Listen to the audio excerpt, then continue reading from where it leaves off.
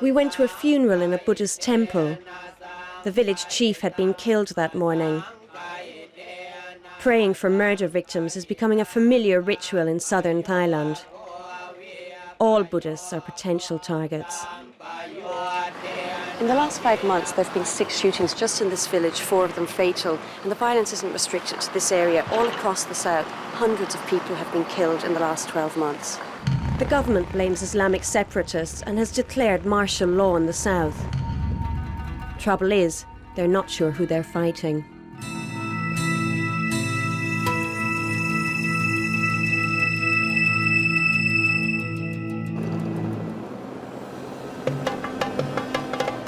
Thailand's 3 southernmost provinces used to belong to Malaysia till they were annexed a century ago. Though Thailand is a predominantly Buddhist country, 90% of the people here are Muslim. Southern Muslims have long complained of being treated like second-class citizens. Now they feel like enemies in their own country. We're entering Tak Pai, which is normally a fairly sleepy, small city. But a few weeks ago, an event happened here that's changed everything. In October, hundreds of Muslims gathered outside this police station. The police had arrested a group of Muslim villagers on charges of supplying militants with guns. Locals said the accusations were unfounded and came to demonstrate. 1,300 people, men, women and children, came here to protest. Then suddenly someone started to fire. Some of the protesters had thrown stones at the station. The police responded with live ammunition. 6 people were shot dead. The rest ran for the river. The demonstrators were unarmed. As they ran here, the security forces rounded them up, tied their hands behind their backs and forced them to lie face down. Some of the demonstrators drowned in the river.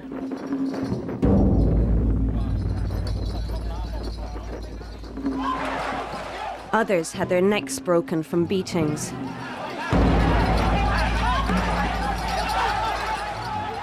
In Thailand, showing this footage is illegal. It's never been broadcast by the Thai media, but bootlegged copies are available in the markets and it's been shown on Malaysian TV. 78 of these men suffocated when they were piled into trucks and driven to an army base. Prime Minister Thaksin expressed regret, but stopped short of an apology.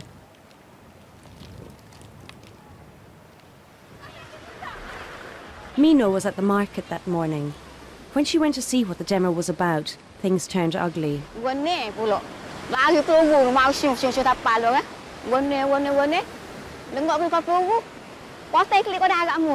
She was very scared. She started crawling towards the river. She got into the water and tried to swim away from there.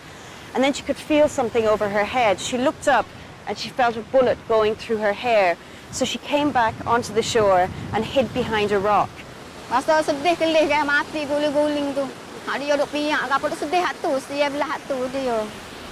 What she remembers most is the dead people. She feels pain, she feels sorrow for them.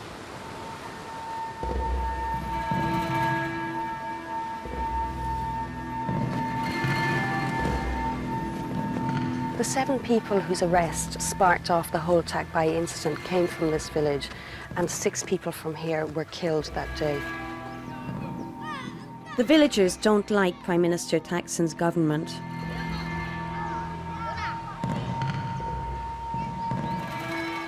They believe it has taken power from local leaders and imposed Western values on their Muslim way of life. Masadi Yako's brother Ade was shot dead at Tak Pai. He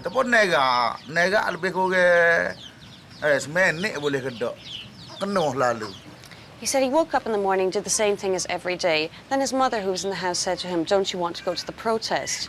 His brother had already left the house to go to it. He went to Tak Pai, he could hear gunshots, and he saw people fall to the ground, and he realized these were real bullets, and that people were being killed. Masadi, a father of 5, is lucky to be alive. Masudi was lying on the ground when the bullet came and entered his back here, went straight through him and came out this side. He said he's still in a lot of pain with this. He said the Muslims were used to injustice, but now things were worse than ever. He said the Thai Muslims are treated differently to other Thai people in the rest of the country. He said if you're a Buddhist, you can get a good job and have a better way of life, but if you're a Muslim, you can't get a good job. And now resentment against state violence could help insurgents win new recruits. Most of these people have lost relatives, husbands or fathers, sons or brothers, and they're staying together to give each other strength because they're afraid if people are alone in their own houses, they might commit suicide. Saliha's husband, Makasang, was shot in the head. At 27, she's bringing up 4 children alone. She said before they married, her husband served in the Thai army. Saliha found out about her husband's death on the TV news and had to get the body herself. Now she's retreating into Islam for comfort. She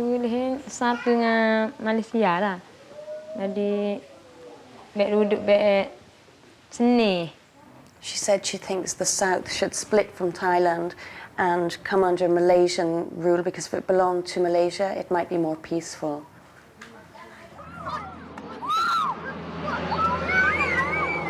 Prime Minister Thaksin decided some response was needed to placate Muslim anger in the south.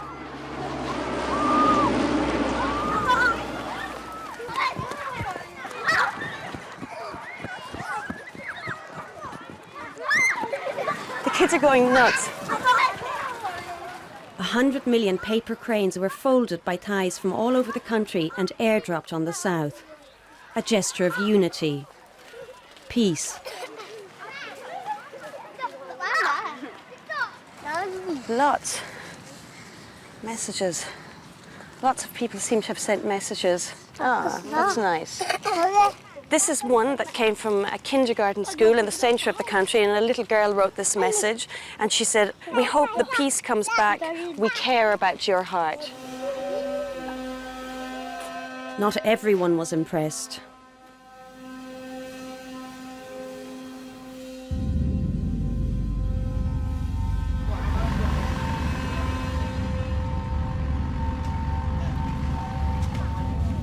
Every night, the insurgents are active. We've just heard there's been an armed robbery and apparently guns were stolen. We're on our way to try and find out what happened. Masked assailants had attacked civilian security guards at a fire station. It was a typical militant raid. Speed in by motorbike, attack, then flee. Hundreds of weapons have been stolen in the last 18 months, both from military bases and civilians who've been given rifles to protect their communities. The robbers came, put guns to the security guards' heads, handcuffed them, and then stole the guns. At least that was their story. But these days, the army doesn't take anything at face value. The men are being taken off for further investigation. This is the sort of incident that sparked off Takbai. Village defence volunteers who had guns were accused of either selling them or giving them to militants and were arrested. Their fellow villagers disagreed with this interpretation and went to protest for the release, and that's when it all kicked off.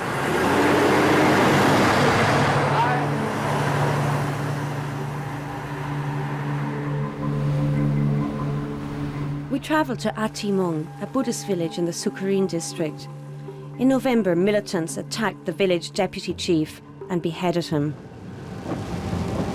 Simmering is surrounded by very dense jungle, which makes it easy for assailants to creep in and out.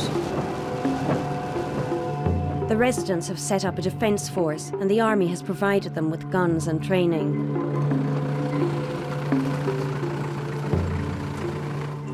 Buddhist monasteries are now military bases. Even monks have been killed in this conflict. The urn contained the ashes of the deputy village chief. A note beside his head said the killing was revenge for the Muslim protesters killed at Takbai. If anyone witnessed the slaying, they're not talking. We met the village chief, Boonserm Petchuan. เพราะทุกที่เห็นที่เป็นศาสนาพุทธเขาจะทำลายไหมเป็นพวกมุสลิมก็ทำลายศาสนาพุทธ He said some people want separatism here, some people want to kill the Buddhists or make them leave this land so the 3 provinces can be Muslim. And he said it's working in some places already because many people have left. He believes Muslim neighbours are carrying out the attacks. He said in the Islamic population, women can't use birth control, so they have a lot of children. Their families are big and quite poor, so there's a lot of impoverishment. And young boys grow up and they can't get a good job. So when these teenagers are offered money to do things, they accept it. And he said that there is a generation of teenagers now that have been guided in this way for a long time. At least 3 people have been beheaded since Takbai, apparently by Muslim insurgent groups. Since the killers are still at large, everyone is under suspicion.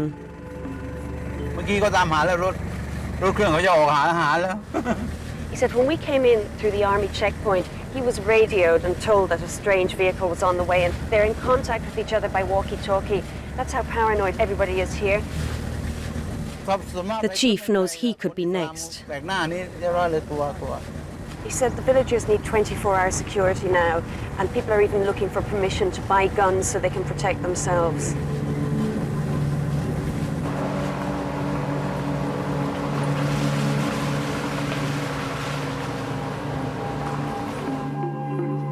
Arrests are rare. The security forces can't detect any single organisation behind the killing. This is a newly issued poster of most wanted suspects. According to this, people who have been causing trouble in the south and who are behind bombings and burnings and killings. And some of these are specifically linked to crimes like the killing of a judge or a student. They're all Thai citizens, though the security forces think a lot may have fled the country. Whether the suspects are guilty or not, the attacks go on.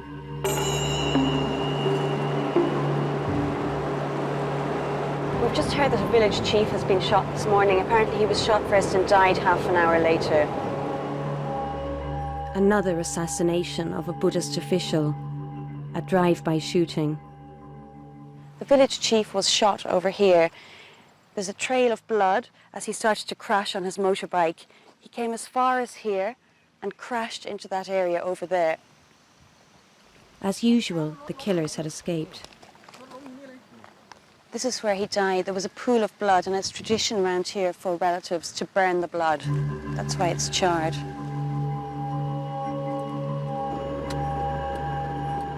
Kliang Changkong was shot a mile away from home. His wife said that even if their Muslim neighbours witnessed the shooting, they could say nothing for fear of being killed themselves.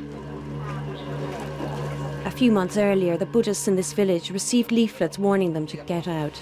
The post-mortem is being carried out here outside the temple, and at the same time the body is being washed and prepared for the funeral. His wife and daughters are working alongside army medics. Kliang's father didn't expect justice for his son, and revenge wasn't possible.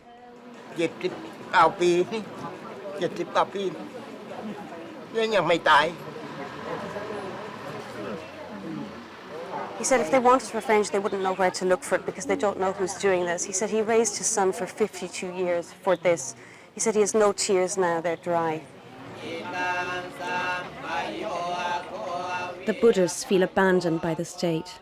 This is a daily occurrence now. Yesterday a teacher was shot, this morning the village chief, and later this afternoon we heard that an ice cream seller was shot.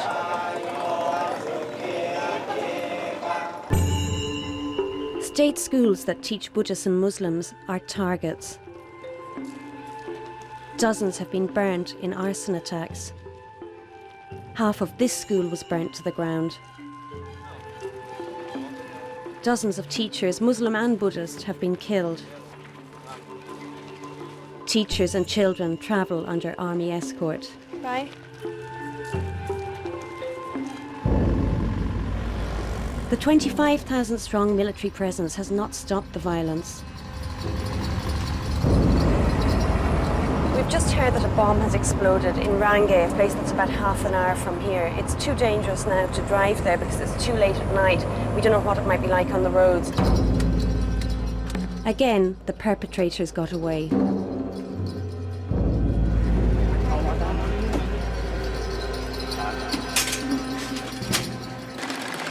We know that a grenade or a firebomb was thrown into an army patrol vehicle and at least 3 or 4 soldiers have been hurt. None of the soldiers died this time.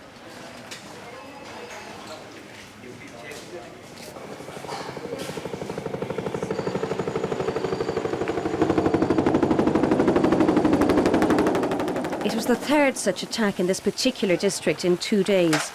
Neighbours were repairing shrapnel damage. Because it's rainy season, the soldiers were sheltering from a heavy downburst. When it eased off, they came out here to patrol by a checkpoint. That's where the bomb went off, and this is the crater that remains.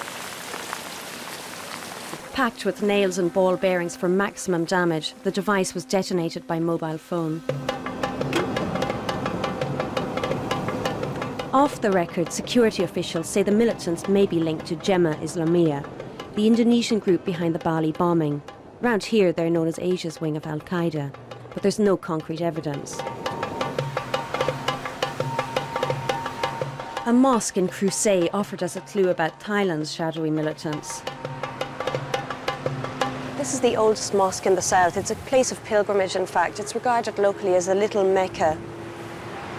In April last year, this was the scene of a bizarre martyrdom mission. A local cameraman filmed the aftermath. Some 30 men from around the 3 provinces came here to pray. They told locals they were going to wage holy war. Then, wearing headbands and wielding knives, they attacked the police station. The police opened fire. The men ran back here, took refuge in the mosque, and a siege situation went on for a few hours. The police didn't know who was behind the attack. When the men wouldn't come out, the police fired on the mosque and threw grenades inside. 32 people died. When the bodies were found, the police discovered that their attackers had been armed only with holy water and knives. Hayeni Singh Naile met the fighters during prayers in the mosque.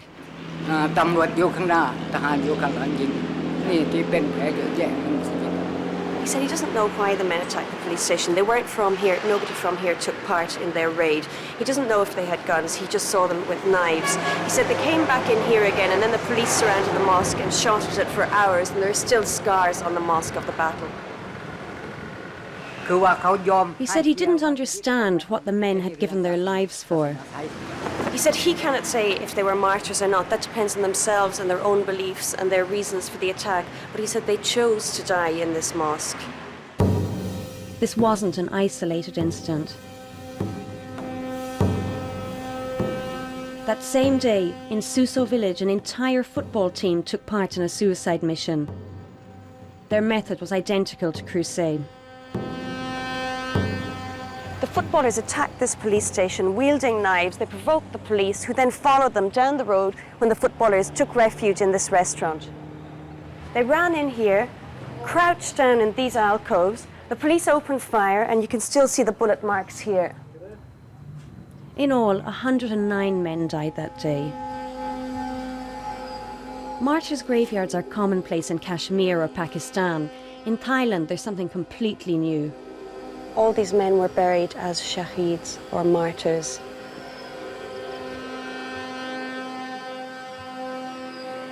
Whatever godly cause they died for, most of the men had abandoned earthly wives and families. We met the widow of Ya Haskaye. Zakiya is 23. She was only married for a year. She had the baby after her husband died, and she doesn't want to talk about his death. She's still not able to. This place is full of sorrow. Lots of the families don't understand what motivated their relatives to go on a suicide mission. The baby's name is Nur Shahida, light of the martyr. Ya's father, Saleh, doesn't blame the police for shooting his son. He blames the people who persuaded him to go on the mission, whoever they are. He said nobody's explained to him why Yam took part in these attacks. He's spoken to his friends and they can't explain to him either. One thing all the men had in common is that they were very devout. He said his son was very religious, and he also preached the religion. He taught people at home. Like 70% of southern Muslims, Ya had been educated at a strict private Islamic school. The government is now connecting the insurgency to these schools. We've just heard that the security forces have tried to arrest a teacher who works at a private Islamic school. Apparently he's run away, but they've surrounded the school. The authorities arrested 4 Islamic teachers that day. The Prime Minister said it was the beginning of a campaign to root out the terrorist masterminds.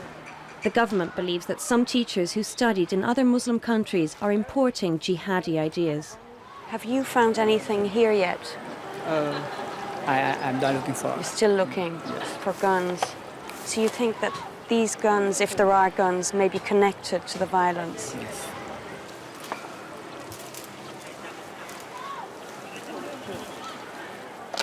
Schools are very much on the front line here. Private Islamic secondary schools like this one are under increasing scrutiny because the government believes some teachers are preaching radical Islam and recruiting militants. From this school alone, 1 teacher has been arrested for shooting a soldier and 3 more are on the run. For Bangkok, a crackdown on Islamic schools risks being seen as an attack on Muslim identity. A backlash could drive thousands more into insurgency. Most of the evidence points towards the insurgents being local people organising themselves spontaneously. Please come. Thank you, Colonel Sun. The army is trying desperately to restore relations with the locals. They fear what's developing. Right, greeting. They want to greet you. Oh, the kids. Yeah, the kids. So the soldiers have brought all these kids to see us.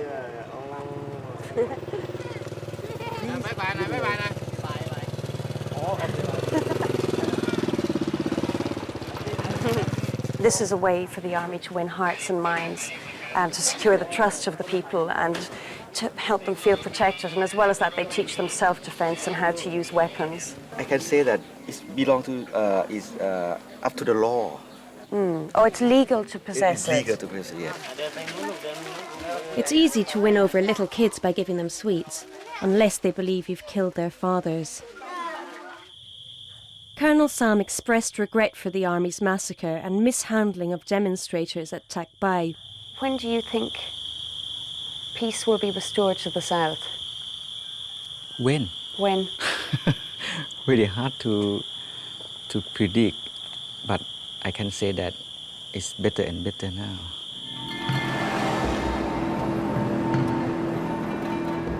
The colonel seems optimistic, but last year there were around 1,000 violent incidents, 10 times more than the year before. Prime Minister Thaksin has ordered the army to be more aggressive. The Muslims are afraid of the army. Everyone is in fear of the insurgents.